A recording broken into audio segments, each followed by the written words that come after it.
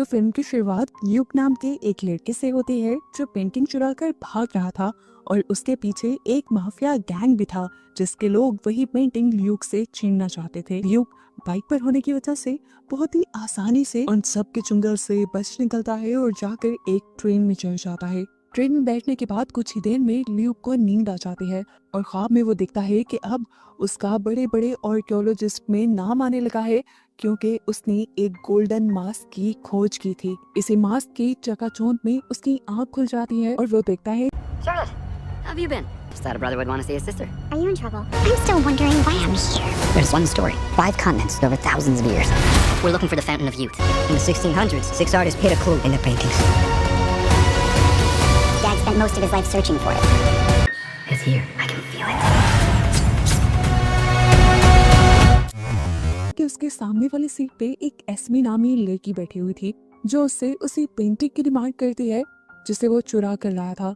वो धमकी भी देती है कि अगर तुमने मुझे वो पेंटिंग ना दी तो यहाँ पर मौजूद मेरे लोग तुम्हें बहुत मारेंगे। ल्यूक भी उसे धमकी देता है कि यहाँ पर जो मोक बैठे हुए हैं वो मेरे साथी हैं और अगर तुम लोगों ने मुझे नुकसान पहुंचाने की कोशिश की तो ये तुम्हारा बुरा हाल कर देंगे। एस्मी जानती थी कि ल्यूक उससे झूठ बोल रहा है, इसीलिए वो ल्यूक के ऊपर चाकू तान देती है। उस लड़की के सभी गुंडे भी अलर्ट हो जाते हैं और यहाँ पर ल्यूक से लड़ने लग जाते हैं। वो लड़की ल्यूक से पेंटिंग छीन लेती है, उसके गुंडे ल्यूक को पकड़ लेते हैं और ल्यूक उन सबको मारते हुए अपने आप को छुड़वाता है और जल्दी से उस लड़की से अपनी पेंटिंग वापस छीनते हुए ट्रेन से बाहर निकलकर ट्रेन के ऊपर चढ़ जाता है। इतने में सब उसका पीछा करते वो पीछे ही एक टॉवर पर लटकते हुए ट्रेन को छोड़ चुका था। अब सीन कट होकर दूसरी तरफ एक दूसरे शहर में हमें ल्यूक की सिस्टर को दिखाया जाता है जो अपने हस्बैंड के साथ अपने बेटे की कस्टडी का केस लड़ रही थी। खैर इस सारे मामले के बाद जैसे ही वो अपने काम की जगह अपने म्यूजियम पहुंचती है तो वहां जाकर हैरान हो जाती है ये देखकर कि उसका भाई ल्यूक वहीं पर था और सालों बाद वो उसे दिख रही थी। वो इमोशनल होकर ल्यूक को अपनी पर्सनल लाइफ के बारे में भी बताती है कि अब उसका एक बेटा भी है और उसकी जल्द ही डाइवोर्स भी होने वाली है। बातों ही बातों में वो यहाँ पर एक पेंटिंग चुरा कर भाग जाता है और पता चलता है कि असल में वो यहाँ पर अपनी बहन से मिलने के लिए नहीं आया था बल्कि ये पेंटिंग चुराने के लिए आया था। उसकी बहन जो अब म्यूजियम की हेड थी, इस पेंटिंग के चोरी होने की वजह से उसे बहुत मसला हो सकता था, इसलिए वो अपने भाई ल्यूक को रोकने के लिए उसके पीछे तक जाती है। यहाँ पर अलार्म भी बजने लग जाती है और फौरन से पुलिस भी ल्यूक के पीछे पड़ जाती है और ल्यूक अपनी बहन से कहता है कि अगर तुम मेरे साथ चली तो मैं तुम्हें ये पेंटिंग वापस दे दूंगा। इसलिए ल्यूक की बहन उसके साथ उसकी गाड़ी में बैठ जाती है और ल्यूक इस गाड़ी को तेजी से एक ट्रक के अंदर छुपा देता है जहाँ पर हम बहुत से और आर्कियोलॉजिस्ट को भी देखते हैं। वो लोग इस पेंटिंग को चेक करते हैं और ल्यूक को बताते हैं कि ये पेंटिंग नकली है। ये सुनकर ल्यूक की बहन बहुत ज्यादा पैनिक कर जाती है तो ल्यूक यहाँ पर उसे बेहोश कर देता है। अगले दिन जब उसे होश आया तो वो म्यूजियम के सामने वाले पार्क में बैठी थी और उसके हाथ में वो पेंटिंग भी थी जिसे जाकर वो म्यूजियम में लगा देती है। लेकिन वहाँ पर देखने को मिलता है कि बहुत सारे पुलिस ऑफिसर्स आए हुए थे ल्यूक को पकड़ने के लिए। ल्यूक को पकड़ने के लिए वो जाहिर सी बात है ल्यूक की बहन से इन्वेस्टिगेशन शुरू करते हैं, लेकिन वो कहती है कि अगर मुझे ल्यूक का पता होता तो शायद मैं उसी के पास होती। लेकिन अब ल्यूक को पकड़ने का कोई फायदा भी नहीं है क्योंकि यहाँ से चोरी हुई पेंटिंग यहाँ वापस भी आ चुकी है। लेकिन इस सब के बावजूद एक बुरा काम ये हुआ था कि ल्यूक की सिस्टर की जॉब जा चुकी थी और इससे उसे बहुत ज्यादा सदमा होता है। उसके हस्बैंड को जब इस बारे में पता चलता है तो वो जानबूझकर ल्यूक की सिस्टर को उसके बेटे से भी नहीं मिलने देता और इस सब की वजह से वो समझ भी गई थी कि उसके हस्बैंड की तरफ का केस बहुत ज्यादा स्ट्रॉन्ग हो गया है, इसीलिए उसे बहुत ज्यादा दुख भी हो रहा था। है अब वो ल्यूक से मिलने के लिए ल्यूक के बताए एड्रेस पर पहुंचती है तो वहां उसे ल्यूक के साथ बहुत से और आर्कियोलॉजिस्ट और एक बिजनेसमैन भी मिलता है। उसे पता चलता है कि ल्यूक एक बहुत बड़े मिशन पर है। वो फाउंटेन ऑफ यूथ ढूंढना चाहता है एक बिजनेसमैन के लिए क्योंकि फाउंटेन ऑफ यूथ के पानी के अंदर बहुत ज्यादा ताकत है, वो किसी भी बीमारी को हील कर सकता है। और असल में जो बिजनेसमैन ल्यूक और उसके साथियों से ये काम करवा रहा था उसे कैंसर था। ये बात सुनकर ल्यूक की सिस्टर उन्हें कहती है कि हमारे डैड भी दुनिया के बहुत बड़े आर्कियोलॉजिस्ट थे, उनको दुनिया की हर चीज के बारे में पता था और फाउंटेन ऑफ यूथ का रास्ता भी पता था। वो उसे ढूंढने भी गए थे लेकिन उन्हें फाउंटेन ऑफ यूथ नहीं मिला, जिसका मतलब है कि वो इस दुनिया में एग्जिस्ट ही नहीं करता, बस उसके बारे में कहानियां ही बनी हुई हैं। ल्यूक उसकी इस बात से भी इनकार कर देता है और उसे अपनी रिसर्च दिखाता है और बताता है कि प्रोटेक्टर ऑफ पाथ नाम का एक ग्रुप आज तक फाउंटेन ऑफ यूथ को छुपाने की मिशन में है। इसी वजह से शायद हमारे डैड को भी फाउंटेन ऑफ यूथ मिल नहीं पाया था। ल्यूक ये भी बताता है कि प्रोटेक्टर ऑफ पाथ के ये ग्रुप के कुछ लोग फाउंटेन ऑफ यूथ को पूरी दुनिया के सामने लाना चाहते थे ताकि दुनिया के लोग उससे फायदा उठा सके। इसीलिए फाउंटेन ऑफ यूथ का रास्ता उन्होंने 6 दुनिया की बहुत ही मशहूर पेंटिंग्स के अंदर क्लूज के तौर पे छुपा दिया, जिनमें से 6 पेंटिंग्स और 6 क्लूज हमें मिल भी गए हैं, लेकिन एक पेंटिंग नहीं मिली। तो ल्यूक की बहन अब उसे बताती है कि मेरे म्यूजियम में जो वो पेंटिंग थी वो नकली थी, असली पेंटिंग तो सालों पहले ही एक शिप में डूब गई थी। ये लोग ल्यूक की बहन से मदद मांगते हैं, लेकिन वो ये कहते हुए इनकार कर देती है कि तुम सबके पीछे तो पुलिस लगी हुई है, लेकिन मैं अभी अपने बेटे की वजह से ऐसा कोई भी स्कैंडल बर्दाश्त नहीं कर सकती। तो वो बिजनेसमैन उसे ऑफर देता है कि अगर तुम हमारी मदद करो तो मैं तुम्हें तुम्हारी बेटी की कस्टडी दिलवा। खैर किसी तरह ल्यूक की सिस्टर मान जाती है और ये लोग एक शिप में बैठकर उस आइलैंड के लिए निकल जाते हैं जहाँ पर वो शिप डूबी थी जिसके अंदर पेंटिंग थी। अब सबसे बड़ा मिशन था शिप को पानी के नीचे से ऊपर लेकर आना। बड़े बड़े क्रूज में हवा भरने के बाद वो शिप ऊपर आ गया, जिसके बाद ल्यूक और उसकी बहन दोनों ही उस शिप के अंदर पेंटिंग को ढूंढने के लिए गए। काफी देर की मेहनत के बाद आखिर इन्हें वो बॉक्स मिल भी गया जिसके अंदर वो पेंटिंग थी। इससे पहले कि ये लोग यहाँ से बाहर चले जाते, एस्मे और उसकी पूरी टीम यहाँ पर आ जाती है। एस्मे के लोग उसके ऊपर हमला करने लग जाते हैं और ल्यूक की बहन कंफ्यूज हो जाती है कि आखिर ये लोग कौन हैं। ल्यूक अब इन लोगों से लड़ने लग गया था, जबकि एस्मे ने ल्यूक की बहन को पकड़ लिया था। वो उसे मारने की भी धमकी देती है और ल्यूक उसे कहता है मैं जानता हूँ तुम इसे नहीं मारोगी क्योंकि तुम्हें सिर्फ पेंटिंग ही चाहिए। अब ये लोग बात ही कर रहे थे कि ल्यूक की बहन ने खुद ही एस्मे को पकड़कर नीचे फेंक दिया। वो बड़े बड़े क्रूज बैलून्स जिनके जरिए लोग शिप को ऊपर की तरफ लेकर आए थे वो भी अब फटने लगे थे और शिप दोबारा डूबने लगी थी, जिससे बचने के लिए ये लोग पानी में तैरते हुए जल्दी से दूसरी शिप के अंदर आ जाते हैं। और अब ल्यूक की बहन को बहुत ज्यादा गुस्सा आ रहा था क्योंकि ल्यूक ने उस टाइम एस्मे से अपनी बहन को बचाने की बजाय उस पेंटिंग को बचाना जरूरी समझा था। थोड़ी देर में ल्यूक की बहन को एक खुशखबरी में मिलती है कि उसके एक्स हस्बैंड को एक नई जॉब मिली थी, जिसकी वजह से उसे एक दूसरी कंट्री में जाना पड़ रहा था और ऐसे उसका बेटा उसके पास वापस आने वाला था। खैर अब इन आर्कियोलॉजिस्ट को सारी पेंटिंग्स मिल चुकी थी। पेंटिंग्स में मिलने वाले क्लूज के जरिए ये लोग पता चलाना चाह रहे थे कि फाउंटेन ऑफ यूथ है कहाँ, लेकिन अभी तक ये पता नहीं चला पाए थे क्योंकि उन 7 क्लूज से ना तो कोई वर्ड बन रहा था और ना ही कोई जगह पता चल रही थी। तब ल्यूक की बहन उन्हें बताती है कि ये सारी पेंटिंग्स आज से 1600 साल पुरानी है। इन सारे लफ्जों को मिलाकर एक खास लफ्ज बनता है जो कि एक किंग का नाम है, जिसकी बाइबल के अंदर से अब हमें फाउंटेन ऑफ यूथ का पता चल सकता है। इससे पहले कि ये लोग वहाँ के लिए निकलते, वही गैंगस्टर जो मूवी के स्टार्ट में इनके पीछे पड़े हुए थे वो दोबारा इनके पीछे पड़ जाते हैं। इनमें एक ऑफिसर भी था जो इन सबको पकड़ना चाहता था। तब ल्यूक ऑफिसर से कहता है कि तुम्हारा लेना देना सिर्फ इन पेंटिंग से है, तुम चाहो तो इन सारी पेंटिंग्स को रख सकते हो जिसकी कीमत बहुत ज्यादा है, लेकिन इसके बदले तुम मेरी पूरी टीम को छोड़ दोगे। ये पेंटिंग तो ऑफिसर को भी चाहिए थी और गैंगस्टर को भी।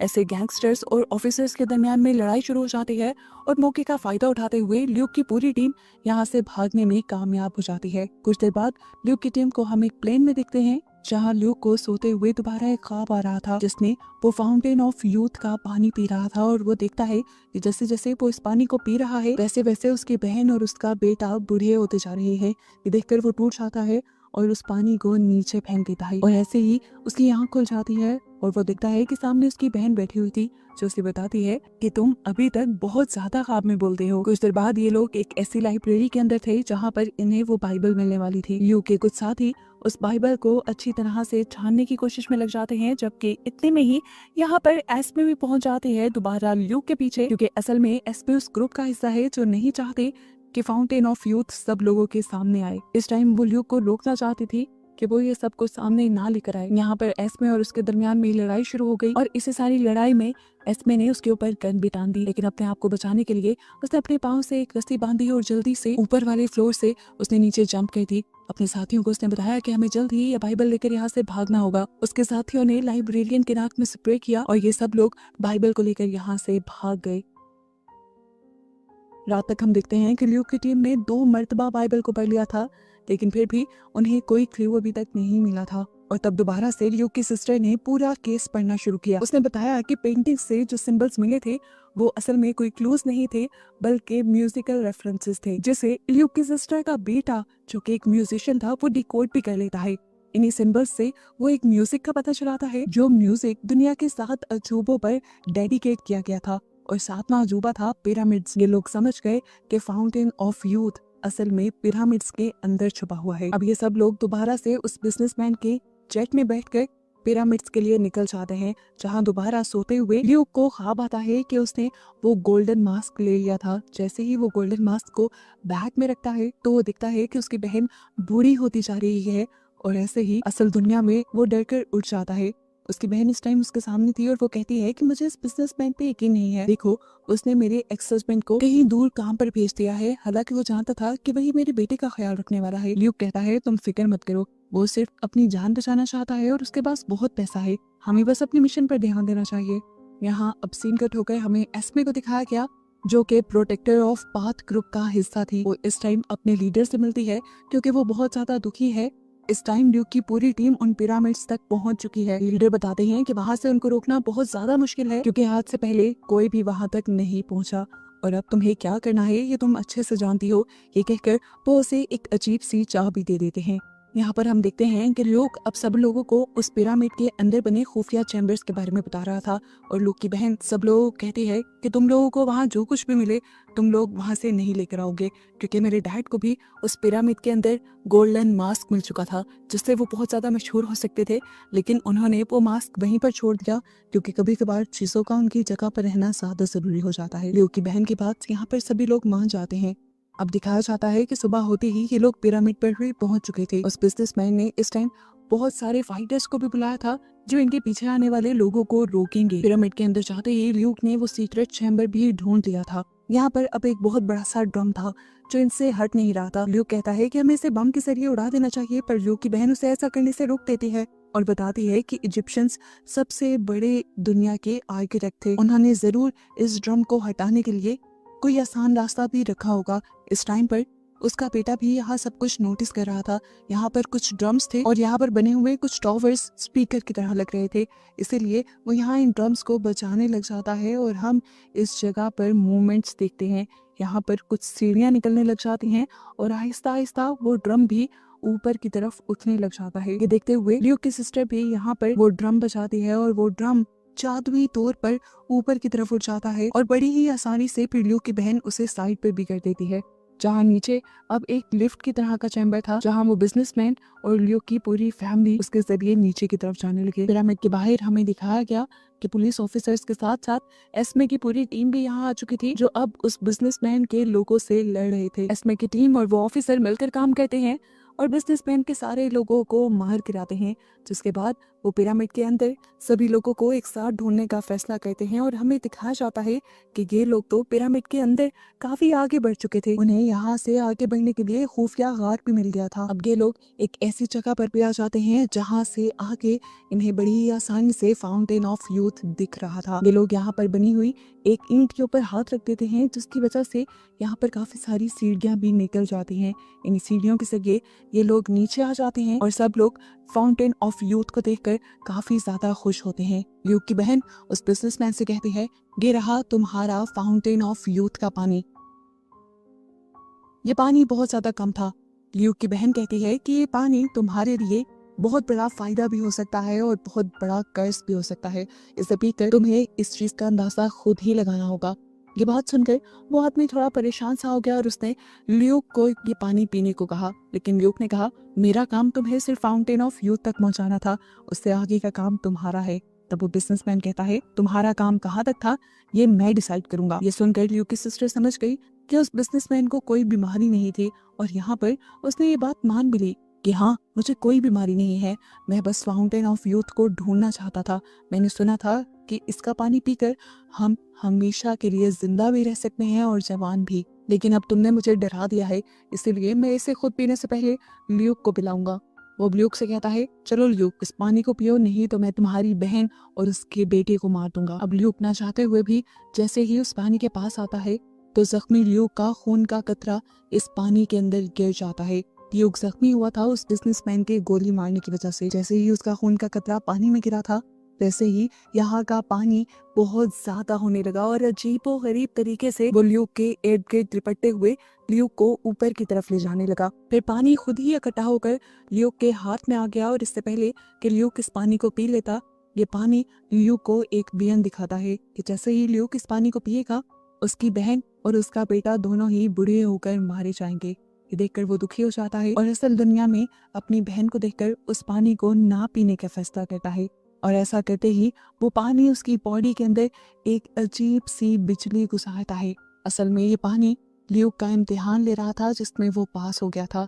इसके बाद इस पानी ने ल्यूक को एक बहुत ही अच्छी सुपर पावर दे दी थी, जिसकी वजह से उसके सारे जख्म खुद ब खुद ठीक होने लगे थे। अब पानी उसे नीचे ले आया था। उसे देखकर बिजनेसमैन बहुत ज्यादा खुश था और वो ल्यूक से पूछता है कि तुमने वो पानी क्यों नहीं पिया। ल्यूक कहता है क्योंकि ये पानी तुम्हारा है। अब वो बिजनेसमैन खुद को जख्मी कर और जैसे ही उसके खून का कतरा इस पानी के अंदर गिरता है तो पानी पहले की तरह उसे ऊपर ले जाता है। पानी उसका इम्तिहान लेता है तो पानी को पता चलता है कि बिजनेसमैन सबसे ज्यादा अपने आप से ही प्यार करता था। ये पानी अगर कुछ देता था तो उसके बदले कोई कीमत भी लेता था। ये पानी अपने पीने वाले के प्यारों को बुढ़ा करके मार देता था और क्योंकि ये बिजनेसमैन तो खुद से ही प्यार करता था इसीलिए ये पानी उस बिजनेसमैन को ही बुढ़ा करके मारने लग जाता है। इतनी ही देर में हम देखते हैं कि एस्मी और वो ऑफिसर भी यहाँ पहुंच जाते हैं। एस्मी जब देखती है कि वो बिजनेसमैन ये पानी पीने वाला है तो वो फौरन जाकर उस चाबी के जरिए इस फाउंटेन को बंद करने लग जाती है जो चाबी उसे उसके लीडर ने दी थी। एकदम से यहाँ पर बड़े बड़े बेल बजने लग जाते हैं और ये सारी जगह बंद होने लग जाती है। आवाजें सुनते हुए ये सब लोग वापस की तरफ भागते हैं और वो बिजनेसमैन यहीं फंस जाता है और मारा जाता है। ऊपर चढ़ते हुए ल्यूक देखता है कि वो बिजनेसमैन भी गिरकर मरने वाला था, लेकिन ल्यूक ने अपनी जान को खतरे में डालते हुए उसे बचा लिया और ये लोग वक्त रहते ही उस फाउंटेन से बाहर निकल आए पिरामिड में। फाइनली अब वो सब बंद हो चुका था। ल्यूक अपनी बहन और उसके बेटे से माफी मांगता है उनकी जान को खतरे में डालने के लिए। और यहाँ पर एस्मी ल्यूक से कहती है कि अब तुम ऐसा कोई भी एडवेंचर नहीं करोगे जिसकी वजह से मुझे तुम्हारे पीछे आना पड़े। ये लोग वापसी का सफर करना शुरू कर देते हैं और इस दौरान हम ल्यूक को काफी सेटिस्फाई देखते हैं। उसे आज पता चल गया था कि क्यों उसके डैड भी इतनी बड़ी बड़ी खोज करके लोगों को नहीं बताते थे। यहाँ पर अब ल्यूक की सिस्टर का बेटा उसे एक आखिरी एडवेंचर करने को कहता है जिसके बारे में सुनकर ल्यूक के भी आंखें चमक जाती हैं। और इसी सवाल के साथ ये मूवी यहाँ एंड हो जाती है कि ल्यूक इस अगले एडवेंचर पर जाएगा या नहीं।